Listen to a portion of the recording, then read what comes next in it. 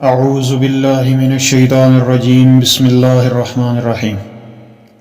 معزز و محترم سامعین کرام، السلام علیکم ورحمۃ اللہ وبرکاتہ۔ سامعین کرام، جیسا کہ آپ جانتے ہیں ہمارا درس قرآن مجید کا سبق چل رہا ہے۔ سامعین کرام، پہلے 3-4 سبقوں میں ہم نے سورہ فاتحہ کا ترجمہ بھی کیا اور اس کی تشریح بھی کی۔ الحمدللہ سورہ فاتحہ ہماری مکمل ہو چکی ہے۔ سامعین کرام، سورہ فاتحہ کے بعد جو قرآن مجید کی دوسری سورت ہے وہ سورہ بقرہ ہے۔ سامعین کرام، بغیر وقت ضائع کیے ہم سورہ بقرہ کا سبق شروع کرتے ہیں۔ اعوذ باللہ من الشیطان الرجیم، بسم اللہ الرحمن الرحیم۔ الف لام میم ذالک الکتاب لا ریب فیہ ھدی للمتقین۔ سامعین کرام، الف لام میم، یہ جو الف لام اور میم یہ لوح قرآنی کے الفاظ ہیں۔ سامعین کرام، ان کے بارے میں کہا جاتا ہے کہ ان کا مطلب کسی کو بھی معلوم نہیں سوائے اللہ تعالیٰ کے۔ الف لام میم ہے جیسے الف لام را ہے، یاسین ہے، خا میم ہے، عین سین قاف، یہ جو لوح قرآنی ہیں ان کا مطلب سوائے اللہ کے اور کوئی نہیں جانتا۔ ان کو ترجمے میں بھی اسی طرح ہی پڑھا اور لکھا جاتا ہے۔ سامعین کرام، دوسری آیت ہے ذالک الکتاب لا ریب فیہ ھدی للمتقین۔ اس کتاب کے اللہ کی کتاب ہونے میں کوئی شک نہیں، پرہیزگاروں کو راہ دکھانے والی ہے۔ ھدی للمتقین، پرہیزگاروں کو راہ دکھانے والی ہے۔ سامعین کرام، اس صورت میں آگے چل کر گائے کا واقعہ بیان ہوا ہے، اس لیے اسے بقرہ، گائے کے واقعے والی صورت کہا جاتا ہے۔ حدیث شریف میں اس کی ایک خاص فضیلت یہ بھی بیان کی گئی ہے کہ جس گھر میں یہ پڑھی جائے اس گھر سے شیطان بھاگ جاتا ہے۔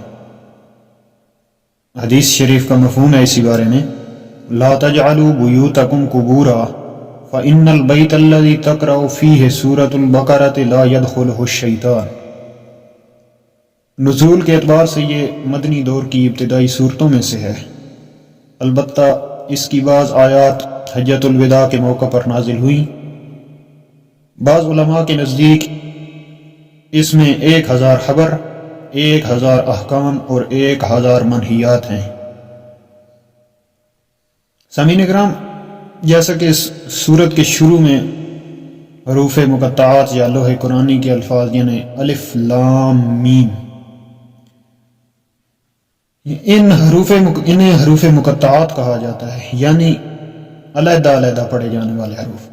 ان کے معنی کے بارے میں کوئی مستند روایت نہیں ہے، واللہ اعلم بمرادہ، اللہ ہی بہتر جانتا ہے۔ البتہ نبی صلی اللہ علیہ وآلہ وسلم نے یہ ضرور فرمایا ہے کہ میں نہیں کہتا کہ الف لام میم ایک حرف ہے، بلکہ الف ایک حرف ہے، لام الگ ایک حرف ہے اور میم جو ہے وہ الگ حرف ہے، اور ہر حرف پر ایک نیکی کا اجر 10 گنا ہے۔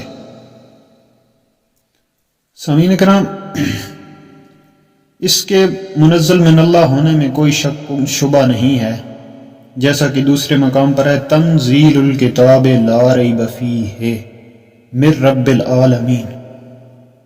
یہ سورہ الف لام میم سجدہ کی آیت ہے۔ بعض علماء نے کہا ہے کہ یہ خبر بے معنی نہیں ہے، اس میں شک نہ کرو۔ علاوہ ازیں اس میں جو واقعات بیان کیے گئے ہیں، ان کی صدقات میں جو احکام و مسائل بیان کیے گئے ہیں، ان سے انسانیت کی فلاح و نجات وابستہ ہونے میں، اور جو عقائد توحید و رسالت اور معاد کے بارے میں بیان کیے گئے ہیں ان کے برحق ہونے میں کوئی شک نہیں۔ سامعین کرام، ویسے تو یہ کتاب الہی تمام انسانوں کو ہدایت اور رہنمائی کے لیے نازل ہوئی ہے، لیکن اس چشمہ فیض سے سیراب صرف وہی لوگ ہوں گے جو آب حیات کے متلاشی اور خوف الہی سے سرشار ہوں گے۔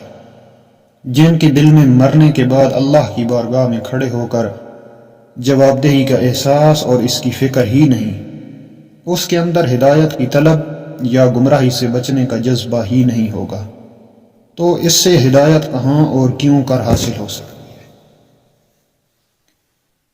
سامعین کرام، دوسری آیت میں لفظ آیا ہے ذالک الکتاب لا ریب فیہ۔ سامعین کرام، الکتاب لا ریب، یعنی کہ یہ وہ کتاب ہے کہ یہ بالکل سچی کتاب ہے، اس میں جھوٹ کی کوئی گنجائش بھی نہیں ہے، ہو ہی نہیں سکتا کہ اس میں کوئی بات غلط ہو، کیونکہ انسانی کلام میں کہیں بھی غلطی ہو سکتا ہے یہ، لیکن جو کلام اللہ تعالیٰ کا ہو اس میں، سامعین کرام، یہ اللہ تعالیٰ کی کلام ہے تو اس میں کوئی غلطی ہو ہی نہیں سکتی۔ اللہ تعالیٰ نے اسے بڑا خوبصورت اور صحیح کر کے بالکل جیسے اس کو ہونا چاہیے تھا ویسے اس کو اپنی مرضی سے بنایا ہے۔ سامعین کرام، اس قرآن مجید کے بارے میں کہا جاتا ہے کہ زمین و آسمان بننے سے بھی 2000 سال پہلے اللہ تعالیٰ نے خود جب سورہ الرحمن کی تلاوت فرمائی تو ایک دفعہ سارے فرشتے ایک جگہ پر اکٹھے ہوئے کہ یہ کیسی کتاب ہے کہ جس کی تلاوت اللہ تعالیٰ خود فرما رہے ہیں۔ فرشتوں نے پوچھا یا رب ذوالجلال، یہ کون سی کتاب ہے اور اس کتاب کے بارے میں ہمیں کیوں نہیں بتایا تاکہ ہم بھی اس کی تلاوت کریں، اسے پڑھیں؟ اللہ تعالیٰ نے فرمایا او میرے ملائکہ، او میرے نوریو، ایک ایسی امت آنے والی ہے اور ایک ایسا میرا پیغمبر آنے والا ہے جس کو میں یہ کتاب دوں گا، وہ اس کی روز تلاوت کریں گے۔ تو سامعین کرام، دیکھیے اس کی کتنی بڑی فضیلت ہے کہ یہ کتنے انبیاء آئے لیکن کسی کو بھی یہ کتاب نہیں ملی۔